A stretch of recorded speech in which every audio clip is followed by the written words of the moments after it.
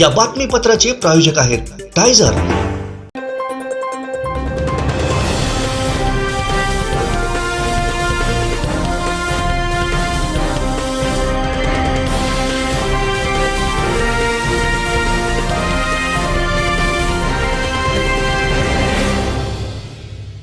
I'm pretty sure right say we'll reach faster. I was here 2 days ago. It's faster from the left. No, yeah, it's the right. You can't always be right, Natina. Turn right.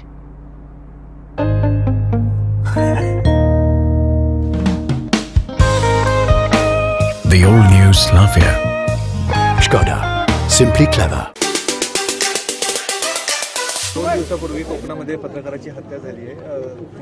हे अतिशय गंभीर प्रकरण आहे। याची पूर्ण चौकशी आम्ही करू आणि आता त्याच्यात अटक तर झालीच आहे, पण काय मोटिव्ह आहेत याच्या मागे अजून कोणी आहे का अशा प्रकारची सगळी सखोल चौकशी करून आणि त्यासोबत हे संपूर्ण प्रकरण फास्ट ट्रॅक मध्ये कसं नेता येईल हा प्रयत्न आमचा असणार। 2 दिवसापूर्वी कोकणामध्ये पत्रकाराची हत्या झाली आहे। हे अतिशय गंभीर प्रकरण आहे। याची पूर्ण चौकशी आम्ही करू आणि आता त्याच्यात अटक तर झालीच आहे, पण काय मोटिव्ह आहेत याच्या मागे अजून कोणी आहे का अशा प्रकारची सगळी सखोल चौकशी करून आणि त्यासोबत हे संपूर्ण प्रकरण फास्ट ट्रॅक मध्ये कसं नेता येईल हा प्रयत्न आमचा असणार। आमचे दिवसभरातले सर्व अपडेट्स, ताज्या घडामोडी आणि थेट लाईव्ह पाहण्यासाठी सबस्क्राइब करा, लाईक करा कोकणचं नंबर 1 महा चॅनल कोकणसाद लाईव्हचं YouTube channel. I'm pretty sure right say we'll reach faster. I was here 2 days ago. It's faster from the left. No, yeah, it's the right. You can't always be right, Natina. Turn right.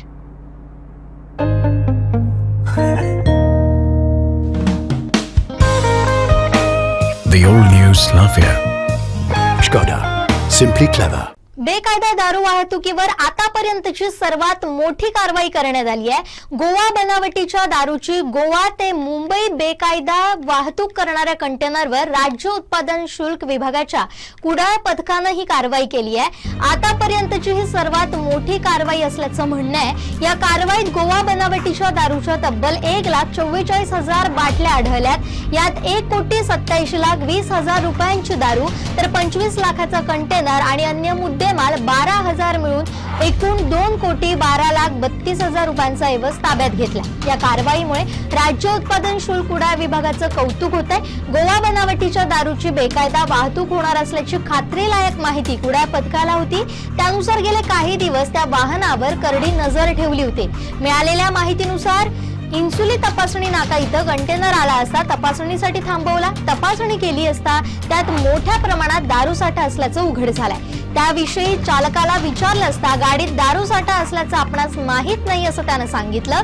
या वाहन आपल्याकडे गोवा इथं petrol पंपावर दिल्याचं त्यानं प्राथमिक तपासात सांगितलंय। या वाहन घेऊन मुंबईत घेऊन जाण्यास सांगितल्याचं त्याचं म्हणणं आहे। मात्र एवढ्या मोठ्या कारवाईमुळे एकच खळबळ उडाली आहे।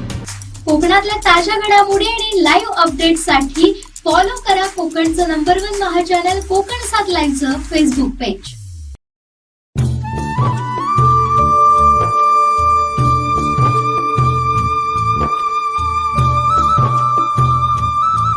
ऑक्सिजन पर्यटन नव अभियान नव मिशन।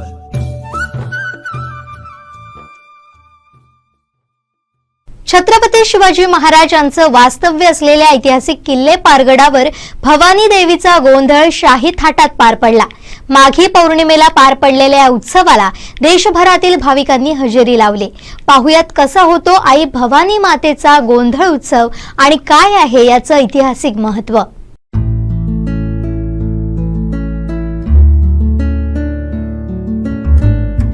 पारगड हा महाराष्ट्र आणि गोव्याच्या सीमेवर वसलेला नितांत सुंदर किल्ला।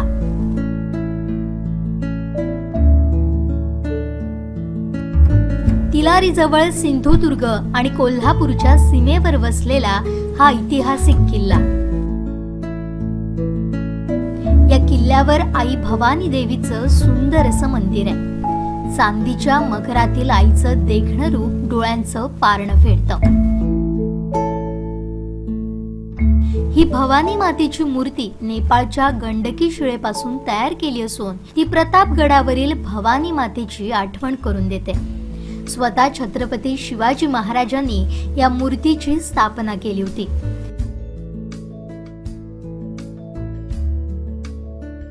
तेव्हापासून आजतागायत गडावर माघी पौर्णिमेला देवीचा गोंधळ उत्सव होतो.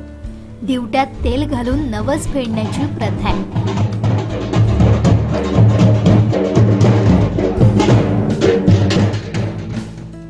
महत्वाचं म्हणजे माघी पौर्णिमेपासून होणाऱ्या गोंधळानंतर अनेक धार्मिक उत्सवांना सुरुवात होते. 2 दिवस गडावर या निमित्तानं विविध कार्यक्रम होतात, अशी माहिती पुरोहित मणेरीकर यांनी दिली. जिल्हे पारगड येथे आहे भवानी देवी आहे आणि भवानी देवीचा हा गोंधळाचा या दिवशी माघी पौर्णिमा उत्सव या दिवशी गोंधळ असतो. गोंधळ हा या देवीचा एक महत्त्वाचा भाग आहे. या ठिकाणी भाविक लोक दिवट्यांना तेल घालण्यासाठी येतात आणि बरेच जण उपास वगैरे करून असे या दशकृषीतील म्हणजे गोव्यापासून ते याकडे जुनगड भागापासून संपूर्ण जे काही नवस बोललेले असतात त्या ठिकाणी येऊन ते तेल वगैरे घालतात. त्यानंतर दुसऱ्या दिवशी सांस्कृतिक कार्यक्रम म्हणजे नाटक, पूर्वपरंपरागत चाललेलं पूर्वेस्थित ग्रामस्थ मुंबई स्थित लोक जे काही कलाकार आहेत ते ठिकाणी नाटकाचा कार्यक्रम करतात. असा हा 2 दिवसाचा कार्यक्रम असतो. आता हा जो कसं आहे कोकणामध्ये किंवा अशा ते जत्रोत्सव असतो, तर या ठिकाणी माघी पौर्णिमा ह्या ठिकाणी हा जो गोंधळाचा कार्यक्रम जो असतो तो पहिलाच म्हणजे माघ पौर्णिमे दिवशी हा इथून सुरुवात होते. तर ह्या भागामध्ये पुढे जे काय माघी म्हणून उत्सव गोंधळाचे उत्सव असतात ते इथून पासून सुरुवात होतात. म्हणजे ह्या चंदगड वगैरे ह्या भागात ज्या खेडोपाडी इथून हा जो उत्सव सुरू होतो. माघ पौर्णिमे दिवशी आम्ही धार्मिक कार्यक्रम म्हणजे लघुरुद्राभिषेक म्हणजे यजमान गावातील एक सर्वांच्या मताने एक यजमान ठरवून त्यामध्ये लघुरुद्र हा अभिषेक करतो. तदनंतर आरती तीर्थप्रसाद होतं. नंतर संध्याकाळी जी काही गाराणी बोलणी असतात नवसाची ती या ठिकाणी बोलण्यात येतं आणि नंतर रात्री महाप्रसाद असतो.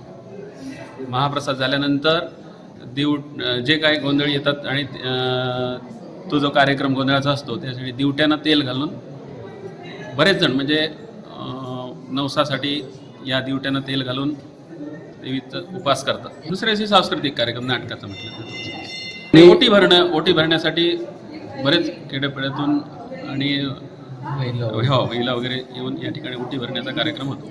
आमचे पूर्वपरंपरागत या ठिकाणी म्हणजे आजोबा पणजोबा यांच्यापासून त्याच्या अगोदरपासून या ठिकाणी पुरोहित म्हणून आम्ही इथे या ठिकाणी काम करतो. जे काही उत्सव आहेत म्हणजे नवरात्रोत्सव 10 दिवस असतो. 9 दिवसात नंतर सोने उठले हा कार्यक्रम त्यानंतर हा माघी उत्सव या ठिकाणी कार्तिकी एकादशीला सप्ताह होतो. त्यानंतर होळी पौर्णिमे दिवशी हा एक होळीचा उत्सव हा इथला एक महत्त्वाचा विषय आहे. म्हणजे असा होळी उत्सव तुम्हाला ह्या भागामध्ये कुठेही असा 7 दिवसाचा हा उत्सव म्हणजे प्रत्येकाच्या घरी पालखी आणि भवानकाठी म्हणून एक हे असतो ती जाते आणि त्या ठिकाणी तिची पूजा होते. त्याच्यासाठी सुद्धा बरेच लांबून हे जे काही इथले जे काही संस्थानिक आहेत येऊन इथे पूजा करतात. 7 दिवस 7व्या दिवशी न्हावणाचा कार्यक्रम होतो आणि नंतर अक्षयतृतीया हे नवीन नूतनीकरण मंदिराचं झाल्यानंतर अक्षयतृतीयेच्या दिवशी आम्ही वर्धापन दिन साजरा करतो. त्या दिवशी सत्यनारायणाची पूजा असते. भवानी मातेच्या गोंधळ उत्सवाच्या निमित्तानं गडाला केलेली फुलांची सजावट, विद्युत रोषणाई यामुळे परिसर उजळून निघाला होता. यासाठी गडावर विविध दुकानं थाटण्यात आली होती. या गडाला मोठं ऐतिहासिक महत्त्व आहे. स्वतः शिवराय 18 दिवसांच्या वास्तव्याला या गडावर होते. पोर्तुगीज आणि सावंतवाडी राज्यकर्त्यांच्या हालचालींवर लक्ष ठेवण्याच्या उद्देशानं हा किल्ला बांधला गेला होता. पोर्तुगीजांवरील स्वारीवरून परत येताना शिवरायांनी या डोंगराचं भौगोलिक स्थान आणि महत्त्व ओळखलं आणि पोर्तुगीज, आदिलशहा आणि सावंतवाडीचे खेमसावंत यांच्यावर कायमची जरब बसवण्यासाठी हा किल्ला वसवला. शिवाजी महाराजांच्या उपस्थितीत किल्ल्याची वास्तू शांत आणि गडप्रवेश झाला. स्वराज्यातील पार टोकाचा किल्ला म्हणून याचं नाव पारगड असं ठेवण्यात आलं होतं, अशी नोंद आहे. एकंदरीत हा जो किल्ले पारगड हा जो गड वसवलेला आहे, हा शिवाजी महाराजांचा जेव्हा 1674 साली रायगडवर राज्याभिषेक झाल्यानंतर पोर्तुगीजांवर आणि जे गोव्याचे पोर्तुगीज होते, फिरंगी होते, त्यांच्यावर वचक बसवण्यासाठी म्हणून महाराजांनी 1676 साली गोव्यावर स्वारी केली आणि ती स्वारी करून परतत असताना या गडाची स्थापना केली. या गडाची स्थापना केल्यानंतर महाराजांचं इथे 18 दिवसाचं वास्तव्य होतं असा इतिहास सांगतो. आणि ही जी आत्ता आपण देवीची जी मूर्ती पाहत आहे ही नेपाळमधील गंडकी पाषाणाची असून याची जी स्थापना आहे ही महाराजांच्या हस्ते झालेली आहे. या गडाची वास्तुपूजा देखील महाराजांच्या हस्ते झालेली आहे. आणि इथे जवळच 100 मीटर अंतरावर महाराजांची सदर देखील होती.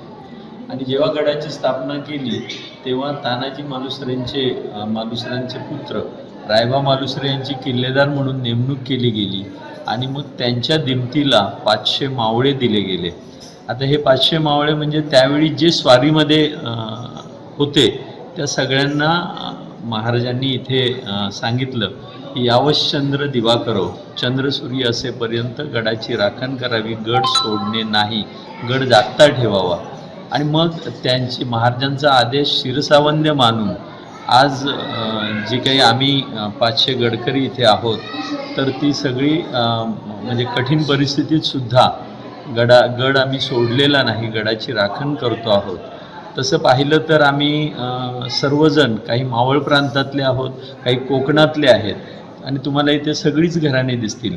मालुसरे, शिंदे, झेंडे, आडाव, माळवे, चिरमुरे, नांगरे, घुमे अशी सर्व घराणे दिसतील. म्हणजे ज्यावेळी जे लोक त्यावेळी स्वारीमध्ये होते तर अशा प्रकारे महाराजांचा आदेश मानून इथे आज 350-400 वर्ष झाली आम्ही गड सोडलेला नाही. आणि दुसरी महत्त्वाची गोष्ट म्हणजे या गडाचा अजून एक इतिहास आहे की 1689 साली औरंगजेबचा मुलगा शहाजादा मुअज्जम याने गडावर स्वारी केली होती आणि या स्वारीमध्ये पण गड त्याला जिंकता आला नाही. हा शेवटपर्यंत अजिंक्य म्हणूनच गड राहिलेला आहे. आणि त्या लढाईमध्ये झेंड्यांच्याकडून खंडोजी झेंडे हे यांना वीरमरण प्राप्त झालं. तसंच त्यावेळचे तोफखाना प्रमुख विठोजी माळवे यांनाही वीरमरण प्राप्त झालं. आणि त्यावेळेला त्यांच्या पत्नी जसं विठोजी माळवेंच्या तुळसाबाई माळवे असतील आणि खंडोजी झेंडेंच्या म्हाळसा झेंडे असतील, या सती गेलेल्या आहेत. त्यांची स्मारकं तुम्हाला आज गडावर पाहायला मिळतील. या गडाचं तसं पाहिलं तर क्षेत्रफळ 50 एकरचं आहे. गडावर 3 तलाव आहेत, 2 विहिरी आहेत. तशी पाण्याची व्यवस्था उत्तम आहे, म्हणजे सध्याच्या लोक जी राहतात त्यांच्यासाठी.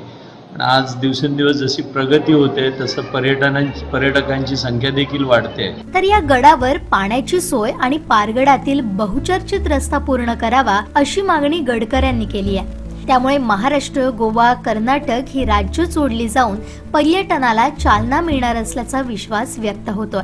तसंच या गडाचं गावठणमध्ये रूपांतर व्हावं अशी शासनाकडे प्रामुख्यानं गडकऱ्यांची मागणी आहे.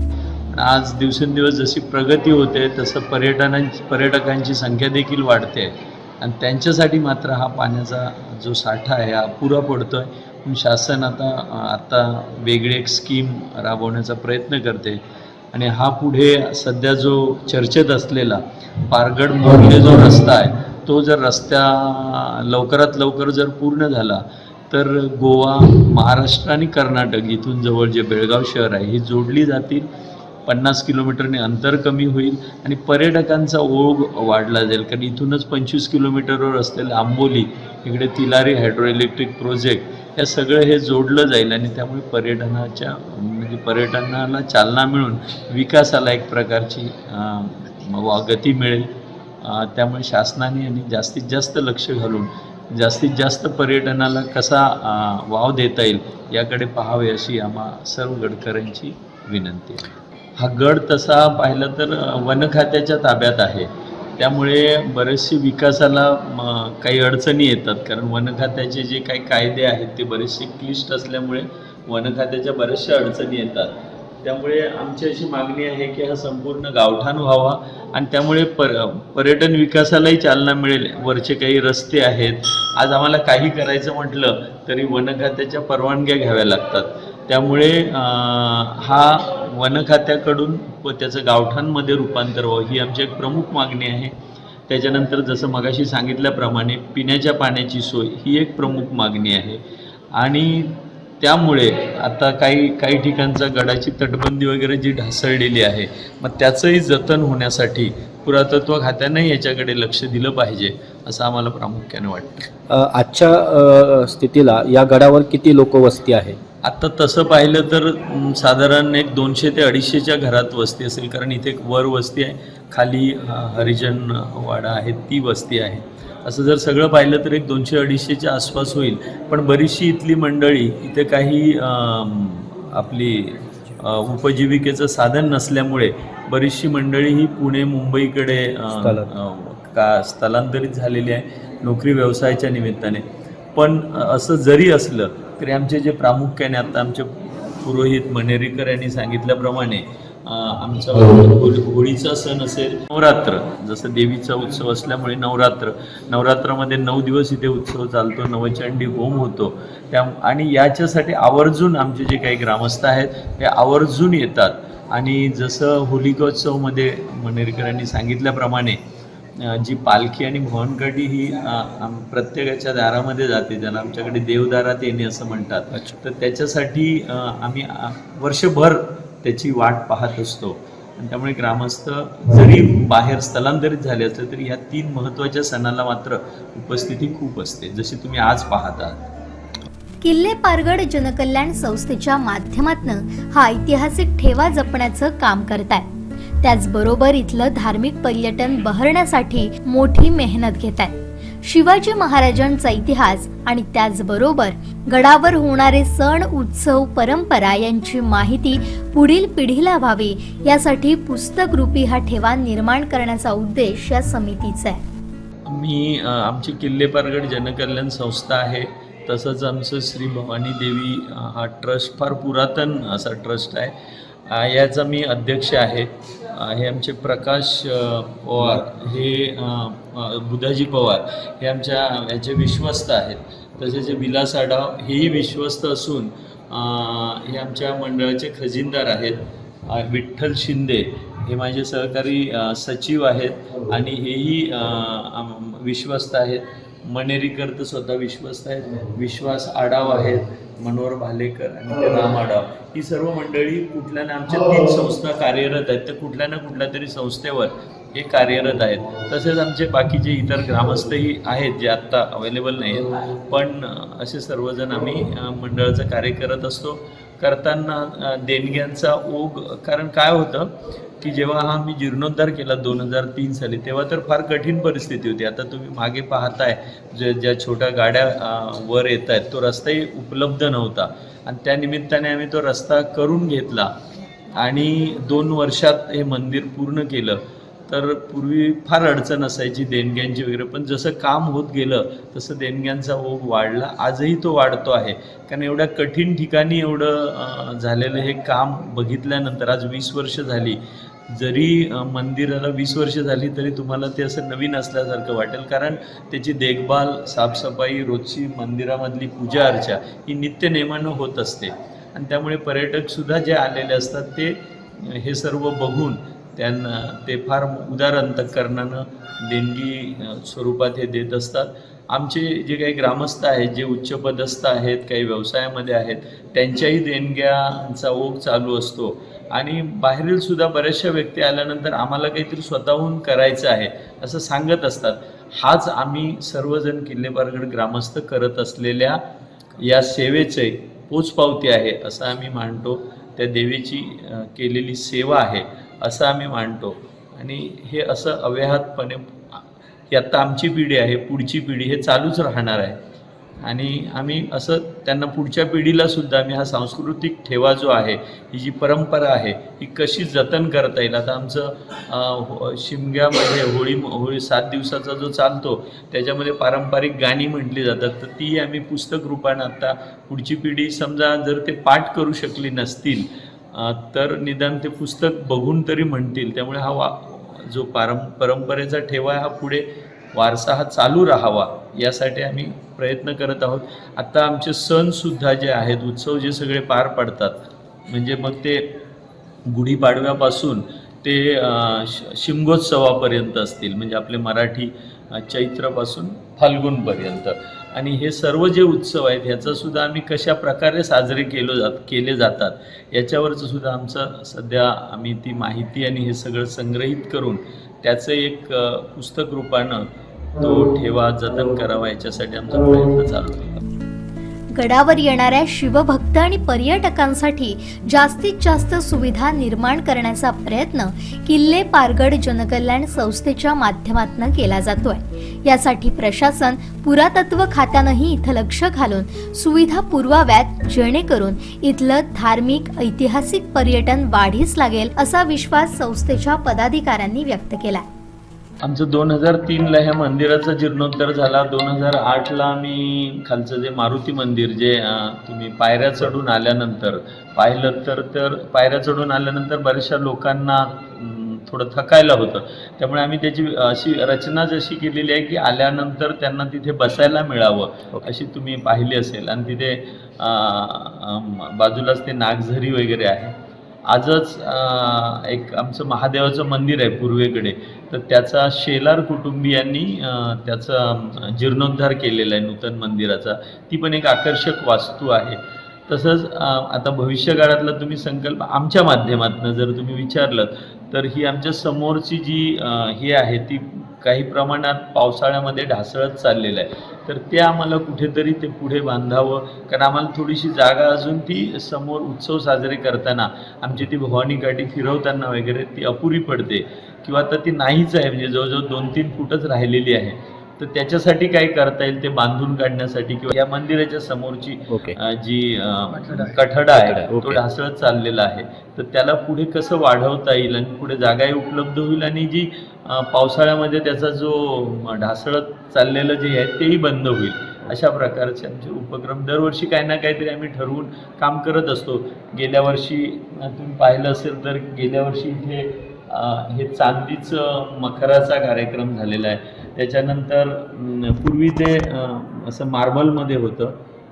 तसंच बाहेर आम्ही जिजाऊ आणि बाल शिवाजी यांच्या पुतळ्याची रचना केलेली आहे, कारण त्याच्यामधून म्हणजे मातृत्वाचे कसे म्हणजे जिजाऊंनी कसं शिवरायांना घडवलं याची कुठेतरी स्फूर्ती मिळावी. तुम्ही मंदिरात सुद्धा पाहिलं असेल तर या बाजूला ऐतिहासिक सर्व म्हणजे छोटे छोटे पुतळे उभा केले. या बाजूला संत परंपरा आहे. ह्याची जरी आम्ही याची पूजा करत नाही पण ही स्फूर्तीस्थानं म्हणून उपलब्ध राहावीत असा त्याच्या मागचा मानस आहे. आणि हे शिवचरित्र जे रेखाटलेलं आहे शिवाजी महाराजांच्या आयुष्यातला लहानपणाच्या बारशापासून ते राज्याभिषेकापर्यंत असे 13 प्रसंग ह्या कॅनव्हासवर रेखाटलेले आहेत. याच्या मागे उद्देश हाच आहे की मंदिरामध्ये आल्यानंतर देवीची तर उपासना होईलच, पण त्यायोगे जी काही सहली वगैरे येतात शाळेंच्या त्यांना हा शिवरायांचा इतिहास चित्ररूपाने पाहायला मिळेल. आणि जी काही ऐतिहासिक स्फूर्तीस्थानं तानाजी मालुसरे असतील, दादोजी कोंडदेव ही सर्व, आणि त्याच्यामध्ये खाली त्यांच्या आयुष्यातले घडलेल्या प्रसंगाचं थोडक्यात संक्षिप्त स्वरूपामध्ये वर्णन केलेलं आहे. उद्देश हाच आहे की पुढच्या पिढीला हे सगळा इतिहास समजला. एकतर आमचे ग्रामस्थ जे बाहेरगावी आहेत ते तर येतातच, प्लस त्याच्यामध्ये खालून कोकणातून गोव्यातून जास्त प्रमाणात ओघ असतो. तेवढाच तो आता या प्रकार इकडूनही ओघ वाढलेला आहे. इवन म्हणजे तुम्ही पाहिलं तर बेळगाव हा जो आता सध्या आपला सीमा भागाचा प्रश्न असल्यामुळे तर त्यांना खूप महाराजांच्या बद्दल आणखीन हे आहे, तर त्यांचाही ओढा खूप आहे. तसेच 6 जूनला किल्ले रायगडावर होत असलेल्या शिवराज्याभिषेक सोहळ्याप्रमाणे किल्ले पारगडावर आनंद सोहळा साजरा होतो. या सोहळ्याला लाखोंच्या संख्येनं शिवभक्तांची हजेरी असते. नेमका हा सोहळा कसा होतो ऐकूया. आणि गेल्या 3-4 वर्षामध्ये 6 जून हा जो शिवराज्याभिषेक सोहळा जो मोठ्या प्रमाणामध्ये रायगडला पार पडतो, त्याच प्रमाणात आम्ही इकडे शिवराज्याभिषेक आनंद सोहळा म्हणून साजरा करतो. त्यालाही खूप जवळजवळ एक 2-2.5 हजार रुपये 2-2.5 हजार लोक शिवभक्त हजेरी लावत असतात. मग ती भंडाऱ्याची उधळण होते खाली जो आमच्या पायऱ्या चढून आल्यानंतरचा जो चौथर आहे जिथे तोफा ठेवलेल्या आहेत किंवा भगवा निशाण लावलेलं आहे तिथे भंडाऱ्याची उधळण होते. तिथे शिवराज्याभिषेकाचा तो एक सोहळा अभिषेक होतो, तो पार पाडला जातो आणि तोही एक मोठ्या प्रमाणामध्ये साजरा केला जातो. किल्ले पारगडावर आई भवानीच्या गोंधळानिमित्त लाखो भक्तांची उपस्थिती पाहायला मिळाली. गोवा, कर्नाटक, महाराष्ट्राच्या विविध भागातून देशभरातील भाविकांनी हजेरी लावली. मोठ्या उत्साहात आणि शाही थाटात हा गोंधळ उत्सव पार पडला.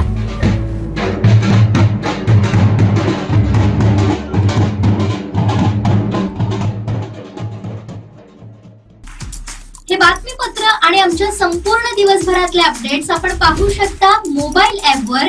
लगेचच प्ले स्टोअर वर जा आणि डाउनलोड करा कोकणसाद लाईव्हचं मोबाईल ॲप.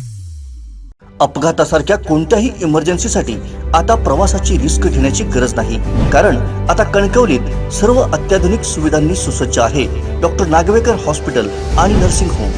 अत्याधुनिक ट्रॉमा केअर, अत्याधुनिक ambulance, trauma care surgeon, neurosurgeon उपलब्ध, रक्तपेढीची सुविधा, 20 किलोमीटर परिसरात ॲम्ब्युलन्सची मोफत सुविधा. डॉक्टर नागवेकर हॉस्पिटल आणि nursing home 24/7 emergency service. Mobile 9852 108 108 आणि 8803 108 108.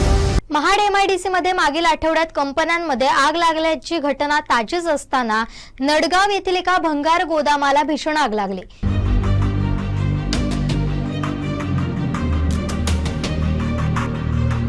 या आगीमध्ये कोणत्याही प्रकारची जीवितहानी झाली नसून भंगार गोदामाचं मात्र लाखो रुपयांचं नुकसान झालंय.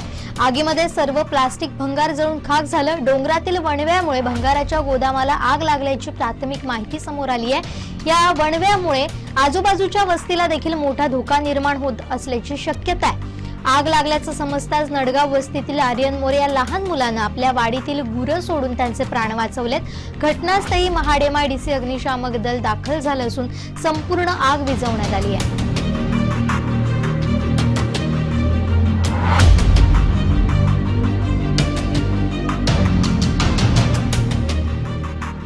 कोकणातल्या ताज्या घडामोडी आणि लाईव्ह अपडेट्ससाठी फॉलो करा कोकणचं नंबर 1 महा channel Kokansad लाईव्हचं Facebook page.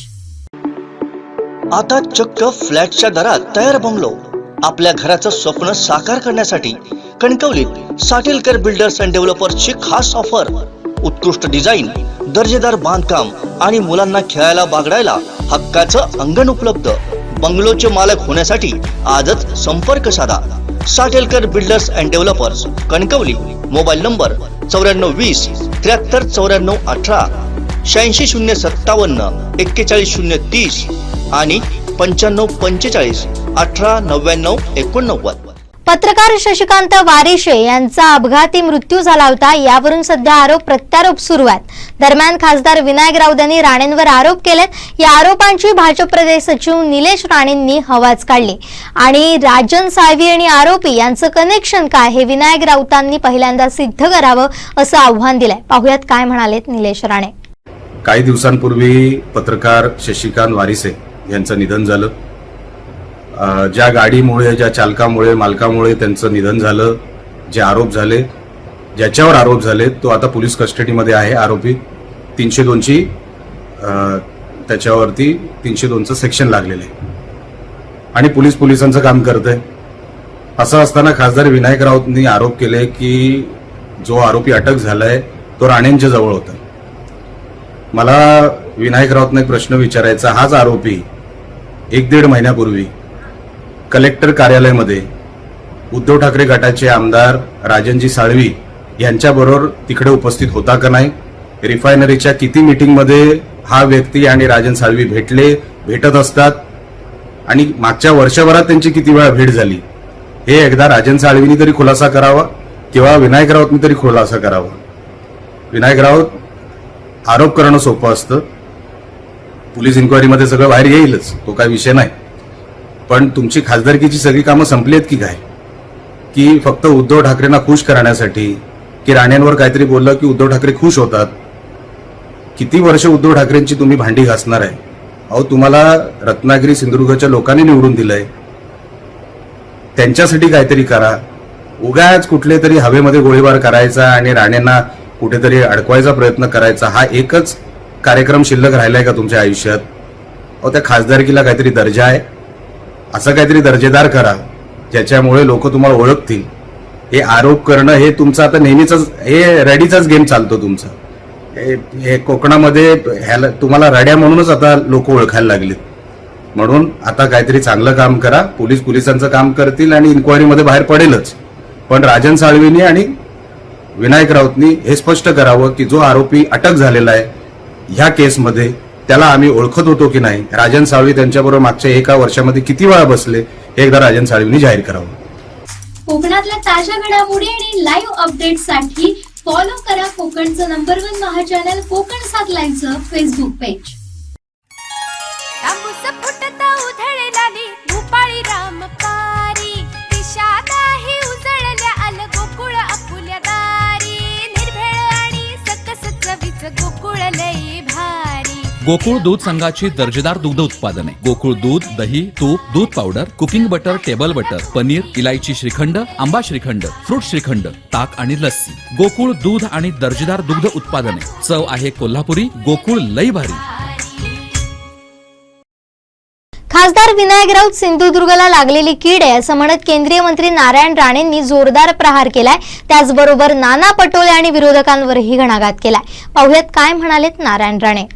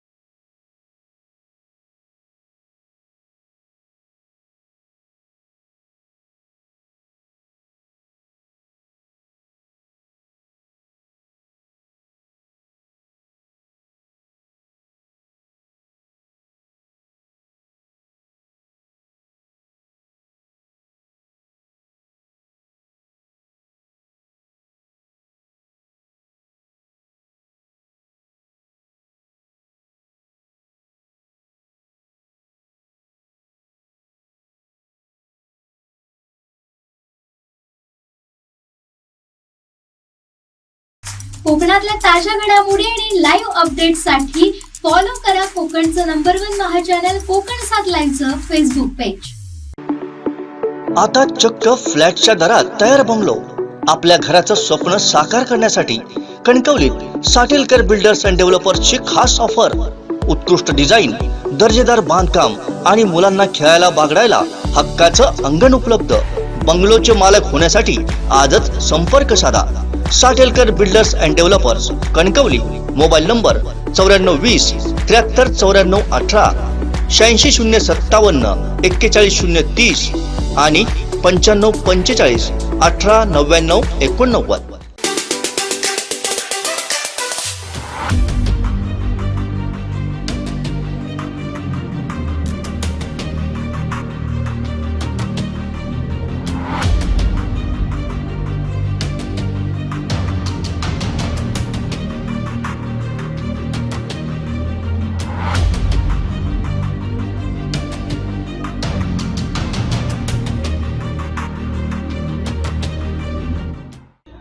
Vishwakarma Sutarwadi, जिथे निंबेवाडीच्या दरम्यान जी सुतारवाडी आहे त्या विश्वकर्मा मित्रमंडळाने एक भव्य दिव्य बैलगाडी स्पर्धा भरवलेली आहे आणि ती राज्यस्तरीय स्पर्धा आहे आणि ती खूप चांगल्या प्रकारचं नियोजन या मित्रमंडळाच्या वतीने, विश्वकर्मा मित्रमंडळाच्या वतीने करण्यात आलेलं आहे.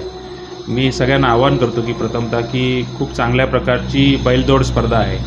त्याची परमिशन लिगली पद्धतीने त्या मित्रमंडळाने घेतलेली आहे आणि त्या मित्रमंडळाने खूप साजेसं असं जे नियोजन असतं बैलदौड स्पर्धेचं ते केलेलं आहे आणि सर्वांनी सहभागी, म्हणजे खूप चांगल्या प्रकारची बैलदौड स्पर्धा तिथे होणार आहे. जवळजवळ 50 ते 60 बैलगाड्या तिथे सहभागी होणार आहेत आणि खूप प्रथमच म्हणजे कणकवली शहरामध्ये अशी प्रथमच स्पर्धा खूप मोठ्या प्रमाणामध्ये घेण्याचं त्यांनी ठरवलेलं आहे आणि त्याला आमच्याकडून असेल, शिवसेनेकडून असेल, या सर्व सहकार्य आम्ही या मंडळाला करणार आहोत. आणि आमच्या आमदार वैभव नाईकांच्या हस्ते त्याचं उद्घाटन आहे उद्या. आणि खूप चांगल्या प्रकारचं रिस्पॉन्स किंवा लोकांचा सहभाग त्यामध्ये मिळेल अशी आम्हाला खात्री आहे. त्यांना शुभेच्छा देतो परत एकदा आणि खूप चांगल्या प्रकारची स्पर्धा नियोजन पार पाडो अशी मी अपेक्षा व्यक्त करतो. त्याप्रमाणे यंदाही आम्ही शर्यत भरवली आहे. भव्य विनापटका बैलगाडी दौड स्पर्धा. आणि ह्या शर्यतीचे शासनाचे नियम पाळूनच आम्ही ही शर्यत पार पाडणार आहोत. आणि ह्या घ्यायच्या बैलगाडी दौड स्पर्धेत आमचे मंडळाचे अध्यक्ष प्रतीक मिस्त्री, दुसरे महेश मिस्त्री, नितीन पांचा आणि अक्षय मिस्त्री हे आयोजक मंडळाचे आयोजक यांनी ही बैलगाडी दौड स्पर्धा आयोजित केली आहे. आता ही स्पर्धा आहे राज्यस्तरीय बैलगाडी दौड स्पर्धा असल्यामुळे बाहेरून गाड्या येणारच आहेत त्याचे. आणि उपस्थित इथे आपल्या सिंधुदुर्ग तालुक्यातले पण गाड्या इथे येणार आहेत. या कुडाळ तालुक्यातले किंवा म्हणा अन्य ठिकाणी त्यांचं योग्य प्रकारचं नियोजन बैलगाडीचं केलेलं आहे. इथे बैलांचं म्हणा किंवा आणि म्हणजे येणाऱ्या बैलगाडी चालक मालकांचं व्यवस्थित आम्ही नियोजन करणार आहोत. तरी 30 ते 40 गाड्यांचं नाव नोंदणी करण्यात येणार आहे. आमचे दिवसभरातले सर्व अपडेट्स, ताज्या घडामोडी आणि थेट लाईव्ह पाहण्यासाठी सबस्क्राईब करा, लाईक करा कोकणचं नंबर 1 महा चॅनल कोकणसाद लाईव्हचं YouTube चॅनल. ऑट्रा बिझनेस पार्क, ओरोस फाटा, Mumbai Goa highway touch, mall, retail wholesale market, commercial, residential अशा एकूण 9 विंगचा भव्य प्रकल्प, 260 दुकानगाळे आणि 56 सदनिकांचे भव्य व्यापारी संकुल, 120 स्क्वेअर फूट पासून 3000 स्क्वेअर फूट पर्यंत गाळे भाड्यानं आणि विकत मिळतील. मर्यादित काळासाठी ऑफर, 10,50,000 पासून व्यापारी गाळे, सदनिका उपलब्ध. नियम आणि अटी लागू. संपर्क 8530 33 34 11.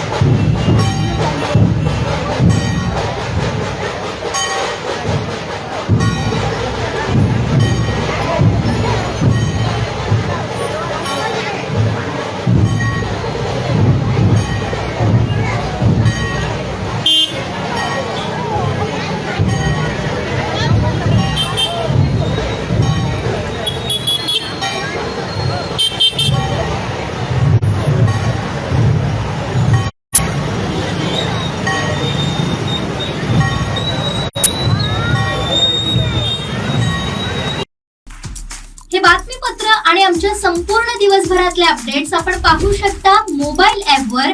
लगेचच प्ले स्टोअर वर जा आणि डाउनलोड करा कोकणसाद लाईव्हचं मोबाईल ॲप. शेवटी ठळक घडामोडी पुन्हा एकदा. हेडलाईनचे प्रायोजक आहेत टायझर. नाव experience sheer softness of Tyzer super soft shirts. पत्रकार वारीचे मृत्यू प्रकरणाची SIT कडून चौकशी, गृहमंत्री फडणवीसांचा निर्णय. हुडा एक्साईजची आतापर्यंतची सर्वात मोठी कारवाई, 1.87 कोटीच्या दारूसह 2 कोटींचा ऐवज जप्त. आणि छत्रपती शिवरायांच्या किल्ले पारगडावर भवानी आईच्या गोंधळाचा शाही थाट. हेडलाईनचे प्रायोजक आहेत टायझर. नाव experience sheer softness of Tyzer super soft shirts. बातमीपत्रात वेळ झाली इथेच थांबण्याची. पाहत राहा कोकणचं नंबर 1 महाचॅनल कोकणसाद लाईव्ह. धन्यवाद.